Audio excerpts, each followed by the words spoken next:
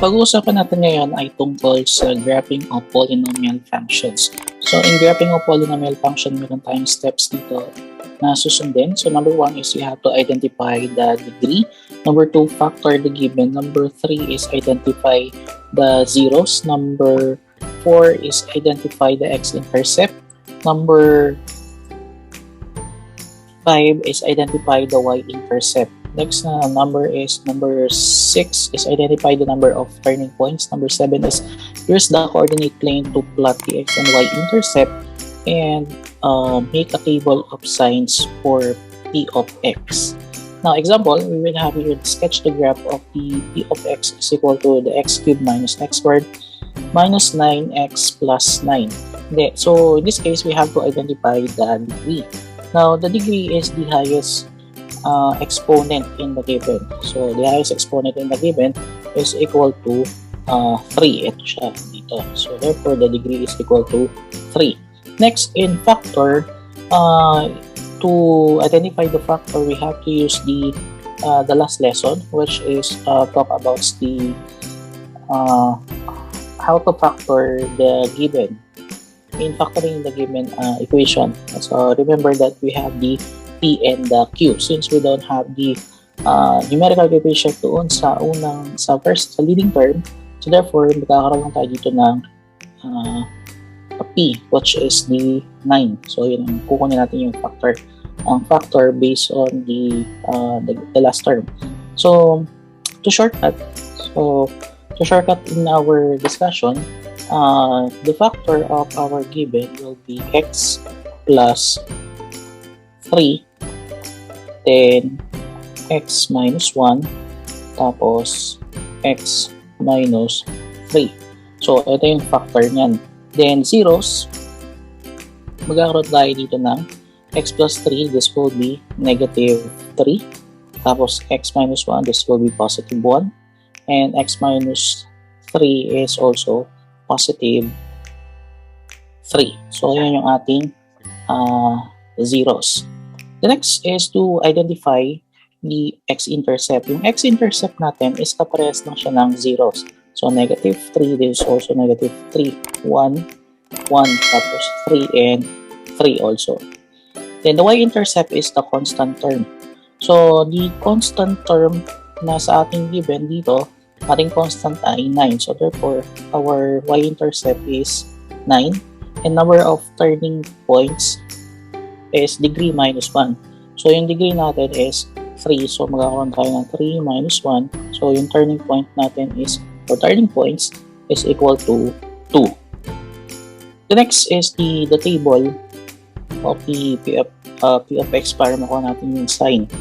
Now, meron tayong interval of zeros. So, before that, we're getting for the interval of zeros, i-plot muna natin itong ating x-intercept. So, ito. I-plot muna natin siya sa ating coordinate plane. So, ito yung negative 3. Ito yung negative 3. Tapos, yung 1, positive 1 is nandito. Tapos, yung positive 3 ay nandito. Yan. So, ito yung ating tatlong x-intercepts. Now, lalagyan natin siya ng broken line. Yung ating mga x-intercept. Yan. Kaya meron siyang black dyan. So, ito. So, yan. So, yung ating mga broken line dyan, that is the x-intercept, which are negative 3, positive 1, at saka positive 3. Next is yung, balik na tayo dito sa ating interval. So, paano ba nakuha sa interval? So, simula dito kay negative 3. So, this is nakalagay dito, negative infinity to negative 3. Bakit siya negative infinity? Kasi may arrow tayo dito. Ibig sabihin niyan, continuous siya. So, walang katapusan kaya tinatawag siya infinity. So, negative kasi nasa left side siya ng Cartesian plane. So, lahat ng nasa left side ay negative. So, up to negative 3 kasi yung point natin or yung x-intercept natin ay hanggang negative 3 lamang. Yung kanyang, yung etong boundary na to. Yan. Next, yung ating second boundary or interval of 0 is negative 1 up to 1. Bakit siya negative 1, rather negative 3 up to positive 1? Kasi simula dito, itong part na to, kunin natin. Yan. So, simula sa negative 3, papunta dun sa positive 1. So, the next is 1 and 3. So, ito na itong part na yan at saka itong part na to.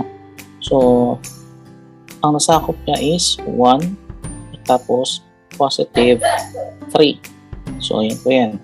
Then, next is the 3 and infinity. So, again, kabaliktaran ng negative. Ang meron tayo dito is the positive infinity naman kasi papunta siya sa kanan. Kaya mag-aaral ng from positive 3 papunta dito sa part na yan.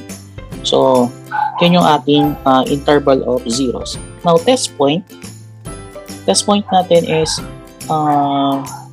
dito, ang nilagay dito is negative 4 kasi siya yung pinakamalapit sa negative 3. So, ito yung negative 4 kasi siya yung pinakamalapit sa negative 3. You can use naman negative 5, negative 6. It's up to you. But yung pinakamalapit is negative 4. Now, dito, so between the negative 3 and 1 ay 0 ang ginamit. Ang test point niya ay 0. So, kasi siya yung malapit sa positive 1. Ito yun.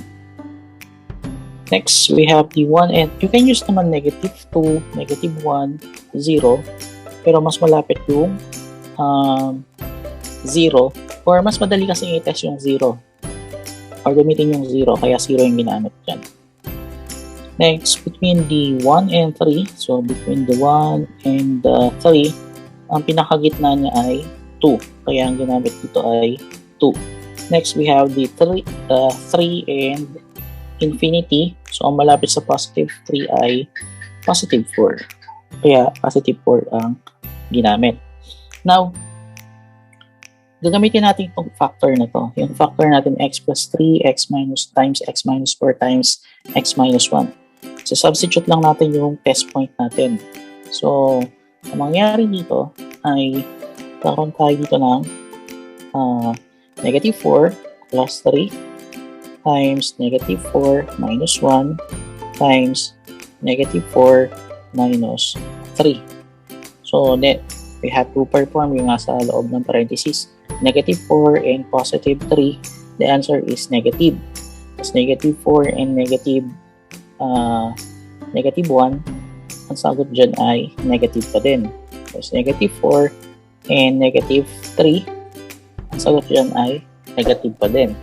So, pag pinag-multiply natin, negative times negative is positive times negative, parang pa rin tayo ng negative sign.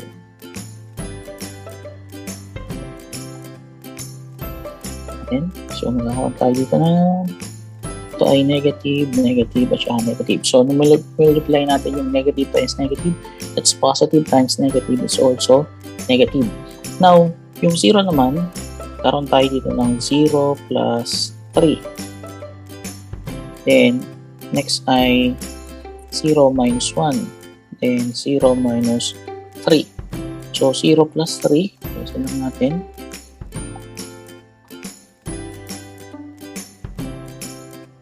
So, 0 plus 3. 0 plus 3 ay positive. Then, 0 minus 1 is negative. Tapos, 0 minus negative 3 ay negative.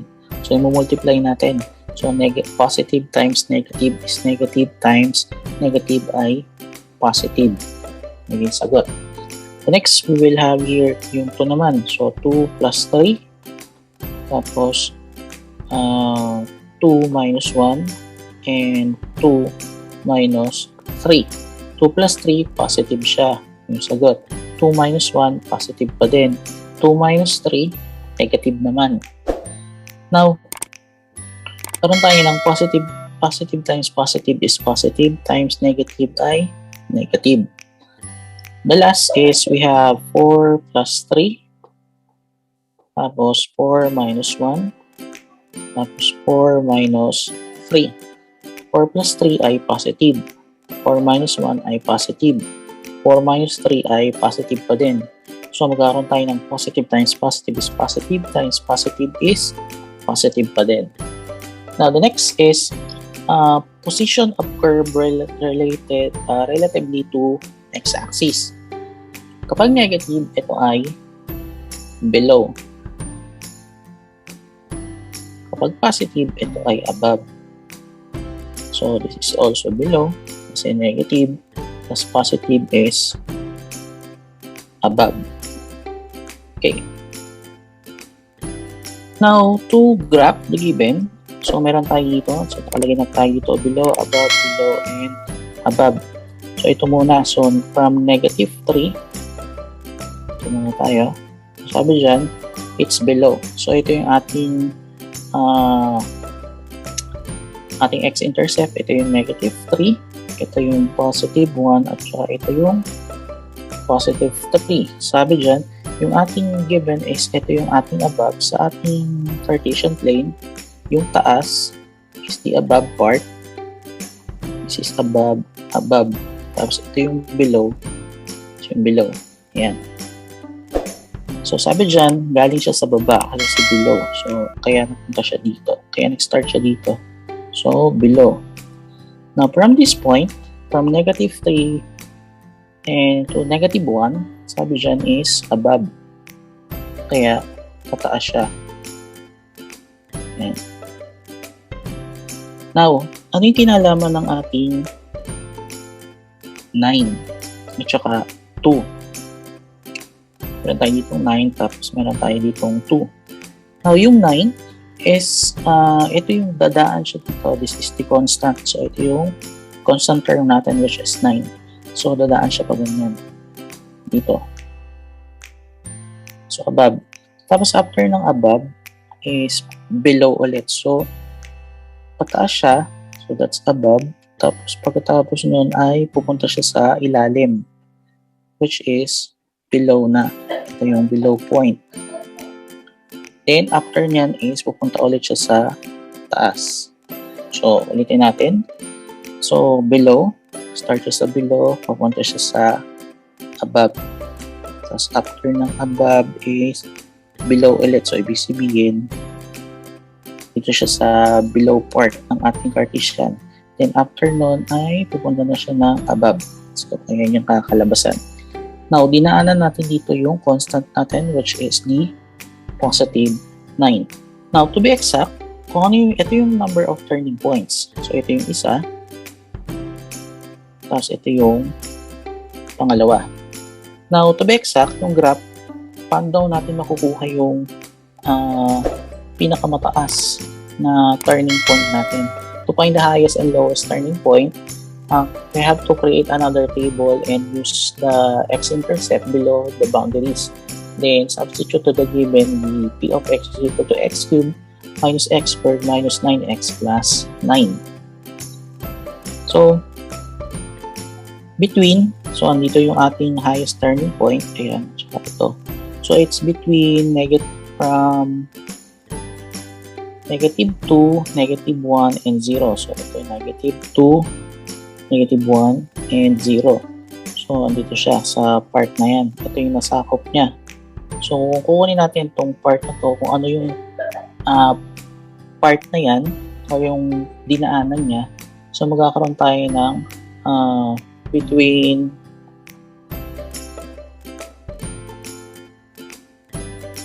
negative 3 and positive 1. So, ayun yung boundary niya. So, magkakaroon tayo dito ng x at y. Now, ano ba yung mga x-intercept na nasa pagitan ng negative 3 at positive 1? So, meron tayong negative 2 dito, tapos meron tayong negative 1 and 0. Nakukunin natin yung ating y. Substitute lang natin dito. Papalitan lang natin itong x natin. Yung mga x natin ng negative 2. Ito magiging negative 2 to the cube. So magkakaroon tayo ng p of x is equal to negative 2 then cube. Tapos minus negative 2 squared minus 9 times negative 2 plus 9. So, kukunin natin yan gamit ang calculator natin. So, magkakaroon tayo ng sagot na 15. Kapag pinalit naman natin yung negative 1, magkakaroon tayo ng sagot na 16. Tapos, kung 0 naman siya, it will be 9.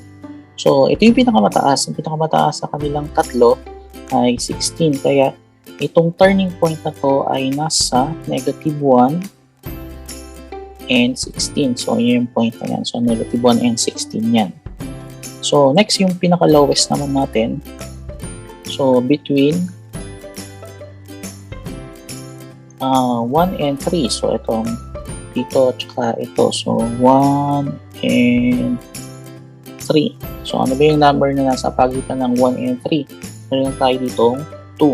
So, yung x natin ay 2 lang. So, andito siya. Nakagitna. So, yung y natin, kapag sinubstitute natin yung positive 2 dito sa ating given, magkakaroon tayo ng sagot na negative 5. So, therefore, itong portion na to, ito yung point na to, the below is negative 2 and, not negative 2, it's positive 2 and negative 5. So, yun yung kanyang below turning point. Next is, ito yung pinaka-exact graph niyan. So, ito. So, makikita natin dito, ito yung 16. Yan. Kasi ito ay 15 na. So, ito ay 16. Tapos, ito ay gumamit ako ng software. Online software para makuha yung exactong model natin o yung pinaka-graph niya. Tapos, ito, yung 2 and negative 5. Ito yung lowest turning point natin. Now, nasan si negative 3? Ito yung negative 3 natin. Ito yung positive 1. Tsaka ito yung positive 3. So, ito, meron tayo ditong below. Tapos, above. Pag ganyan, above. So, dinaanan to, ating 16. Tapos, andito yung 9 natin. So, pupunta siya dyan. Dadaan siya dyan. Ganyan. Tapos, after nun is below ulit. Tapos, above. So, yan yung pinaka-graph natin ng P of x is equal to x cubed minus x squared minus 9x plus 9. This is the exact graph. Next, we have to sketch the graph of P of x is equal to x plus 1, x plus 1 times x plus 1 times x minus 1 times x minus 5. Now, yung degree natin dito ay 4. Bakit siya tinawag na 4? Kasi meron tayo 4 na x. So, 1, 2, 3, and 4. Kapag multiply mo yung 4 na x, karoon ka dito ng sagot na x to the 4. So, therefore, ang degree natin ay 4. Now, yung factor natin is the same with the given kasi naka-factor na siya. The next 0 natin, so from here, x plus 1, maging negative 1. So, negative 1 pa rin dito. Dito is positive 1. Tapos dito is positive 5. Now, yung x-intercept natin, since dalawa yung negative natin, susulatin lang siya natin ng isa, which is negative 1. So, positive 1 and positive 5. Now, the y-intercept is constant term is 5. Nakalagay ito, bakit siya 5? Kasi 1, 1, negative 1, and negative 5. So, 1 times 1, oh, that's positive 1. Times negative 1, that's negative 1 pa din. Plus, negative 5, this will be positive 5. Kaya, meron tayo dito, intercept natin is 5. Now, number of turning points, degree minus 1, meron tayo dito 3. Kasi, 4 minus 1 ay 3. So, yan.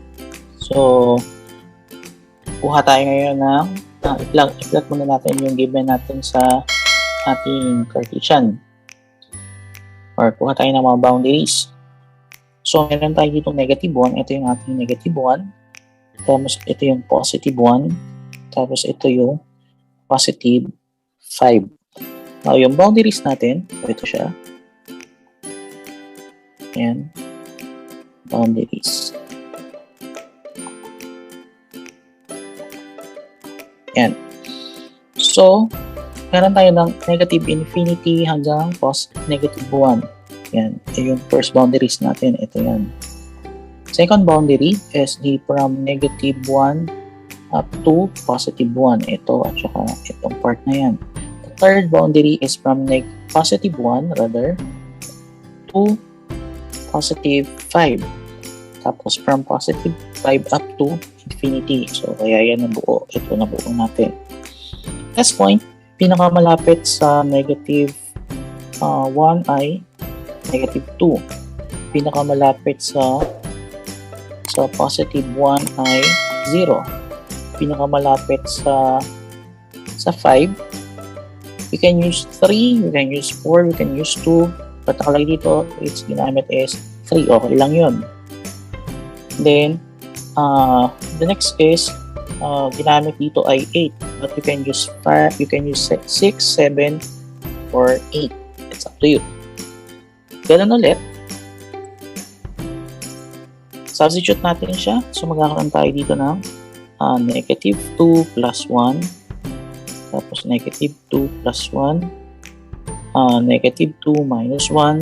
Negative 2 minus 5.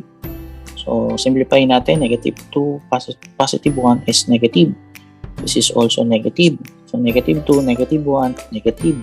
Negative 2, negative 5 is also negative. So, apat na negative yan. Pag multiply natin, this will turn as positive.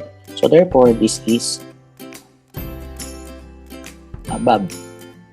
Next, karoon tayo ng 0. So, 0 plus 1.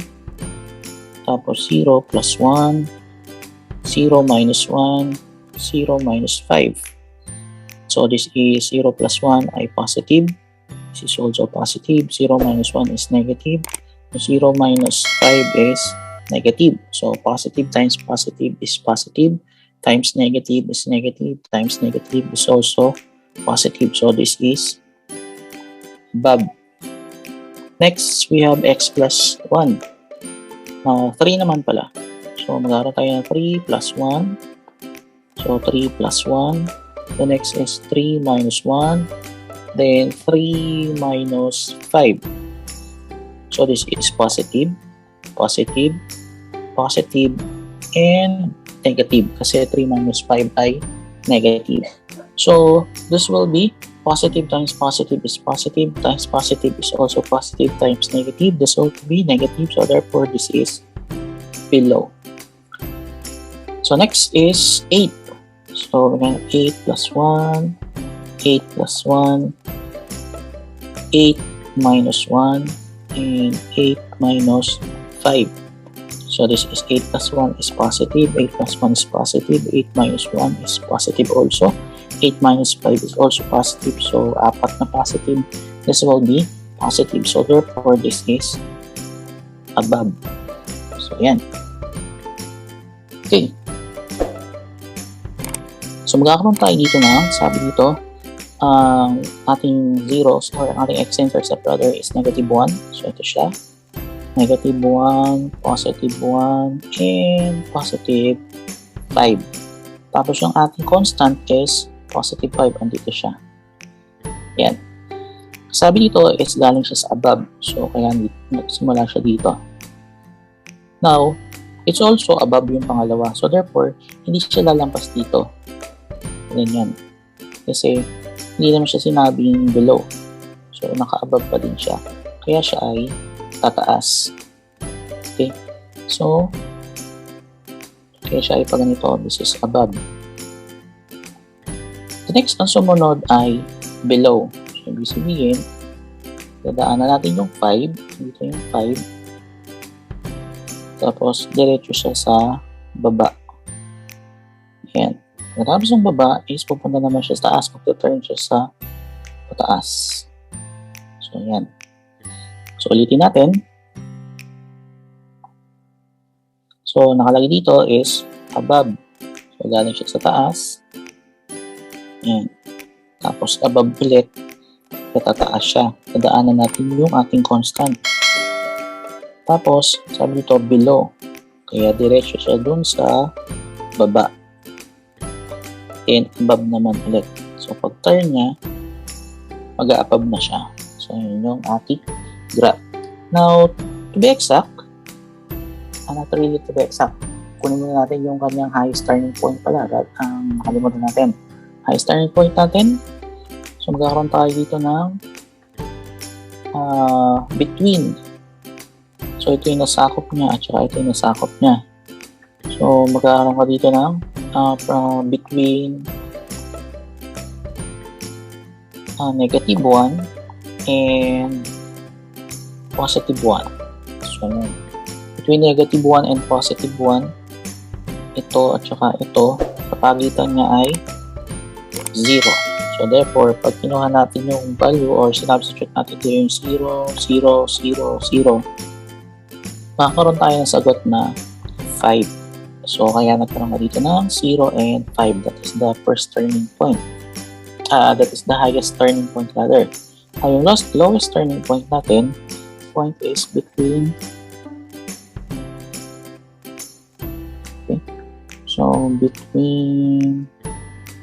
lowest point is between positive 1 and 5.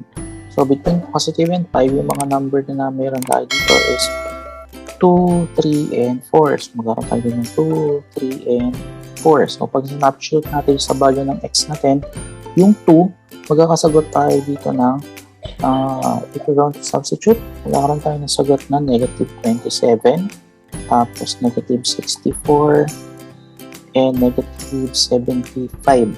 So, yun yung ating value ng y or the lowest point. So, ang pinaka-lowest point natin dito is negative 75. So, dito siya. Now, para makita natin yung exact graph ng ating given, I use the software online. So, meron tayo dito. Ito yung ating negative 1. Ito yung positive 1. Tapos, ito yung positive 5. Now, yung ating constant na positive 5 ay andito. Ito siya. So, based on our given, above, below, above. So, nakalagay dito. So, this is above. Tapos, above pa rin siya. Tapos, below. This is the negative 75. Tapos, above. So, yun yan. Okay, for your seat work, it's offline. So, you have to sketch this graph clearly and neatly. So, number 1, we have the x plus 1 times x plus 3 times x minus 2. And for the number 2, we'll have the x cubed minus 7x plus 3. Now, for the number 2 is we have to get the factor of this given. Now, for evaluation, also your PT, so you have to sketch the graph of the following using any software available offline. Copy to the new Word document and save as PDF. You need also identify the following. So, the degree, the factors, the zeros, the y-intercept, the x-intercept, and the number of turning points. So, meron tayo dito, number 1 is the x cubed minus 4x squared plus x plus 6, and the x times x plus 2, x minus 4, and x plus 1. So, ito ay i-input nyo lang sa software na makikita nyo available online. Then, mag-graph na yan ng kanya. So, magyayari dyan is parang ganito. Yan. Now, going back here, meron tayong number of turning points natin ay 3. So, ito yung isa, ito yung pangalawa, at ito yung pangatlo. So, based on our given, so, number of turning points ay 3. So, yun yun. So, kapag gamamit kayo ng software online, ganito yung mangyayari. Yun, madami yan available online. Tapos, something na ganito din. Just copy or print screen or save. Save nyo yung graph. Tapos, just identify yung mga hinihingi. And that's all.